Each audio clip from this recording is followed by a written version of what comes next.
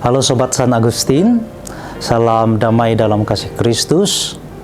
Di kesempatan yang berbahagia ini, saya akan mengajak kita untuk merenung sejenak tentang perayaan Kamis Putih. Saudara-saudari yang dikasihi oleh Tuhan, dalam sejarah keselamatan umat manusia dan peziarahan iman kita, peristiwa perjamuan malam terakhir antara Yesus dan para murid adalah dasar dari ditetapkannya sakramen Ekaristi dan teladan pelayanan cinta kasih.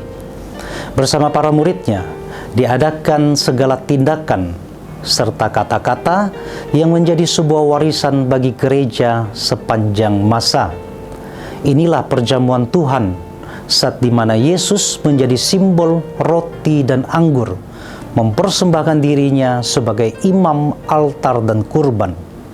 Suatu peristiwa yang teramat agung dan mulia, yang terus dihidupi dalam kehidupan beriman kita sebagai para pengikut Kristus.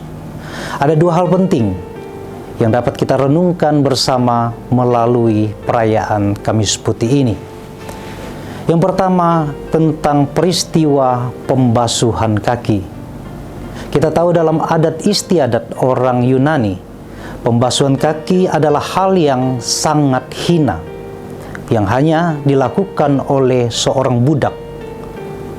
Tetapi tindakan Yesus membasuh kaki di sini merupakan suatu tindakan simbolis dari penyerahan diri, pembersihan, pengampunan, dan pembaharuan kemuritan. Yesus yang adalah Tuhan menanggalkan segala kemuliaan dan kehormatannya, melupakan nama serta gelar yang melekat pada dirinya.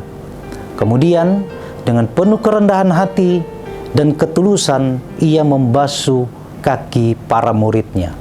Artinya apa?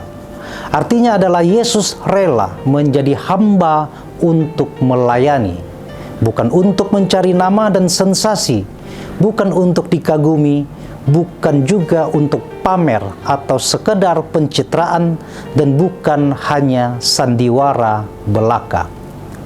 Hari ini, dalam dunia yang semakin individualistik, tindakan Yesus terasa seperti tamparan kasih bagi kita. Saat orang-orang berlomba-lomba naik jabatan, Yesus lebih memilih turun dari posisinya. Saat banyak dari kita ingin menjadi pemimpin yang dilayani, Yesus memberi teladan di luar nalar, yakni memimpin dengan membasuh kaki. Dan saat dunia mengajarkan bahwa cinta itu berarti memberi asal tidak merugikan diri, Yesus justru memecahkan dirinya agar orang lain dapat hidup. Yesus rela dan berani menjadi hamba yang hina di mata manusia, agar kita yang terpuruk dalam dosa dibersihkan dan diselamatkan.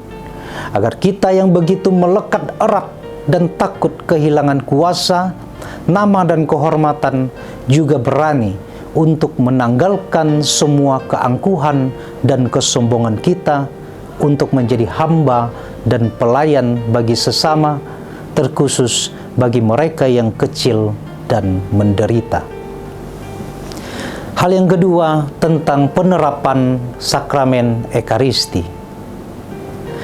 Ekaristi adalah penyerahan diri Yesus yang sempurna, pemberian hidup lewat tubuh dan darah sampai sehabis-habisnya untuk menjadi santapan dan kehidupan bagi para rasul dan bagi kita sepanjang zaman sampai kepada hidup yang kekal.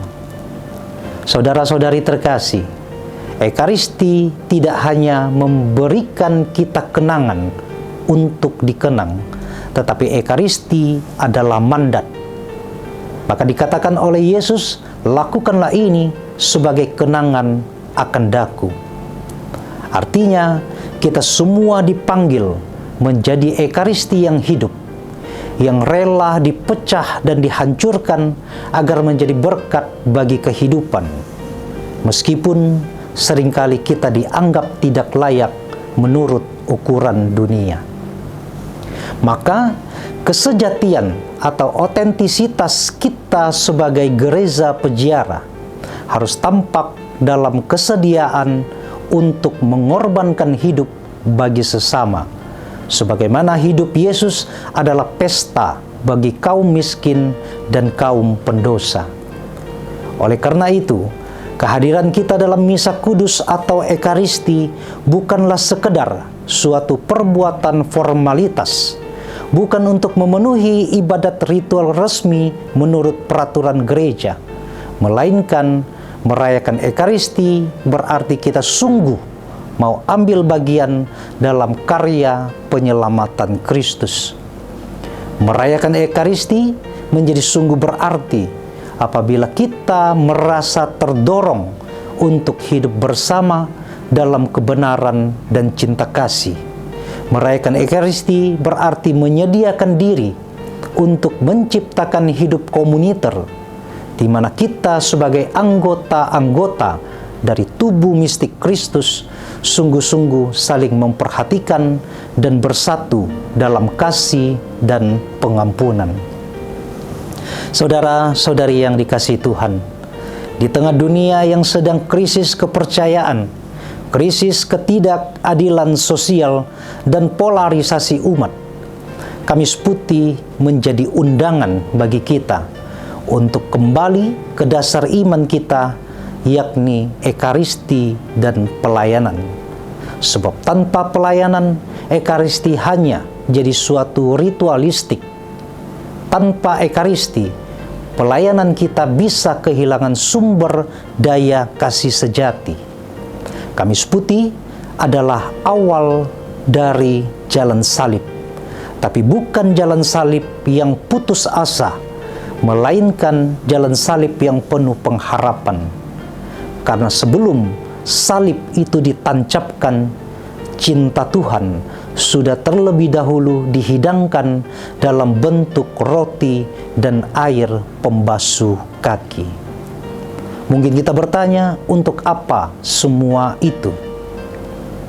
Supaya kita tidak kehilangan arah saat menghadapi malam-malam gelap dalam hidup kita seperti di Taman Getsemani. Supaya kita tahu, ini bukanlah akhir. Ini adalah awal dari cinta Tuhan yang tidak pernah mati. Maka saudara-saudari terkasih, dalam keheningan malam ini, mari kita berdoa, semoga rahmat ekaristi memampukan kita semua untuk berani merendahkan diri, berani menjadi pelayan, menjadi hamba yang rela dipecah dan dihancurkan bagi semua orang.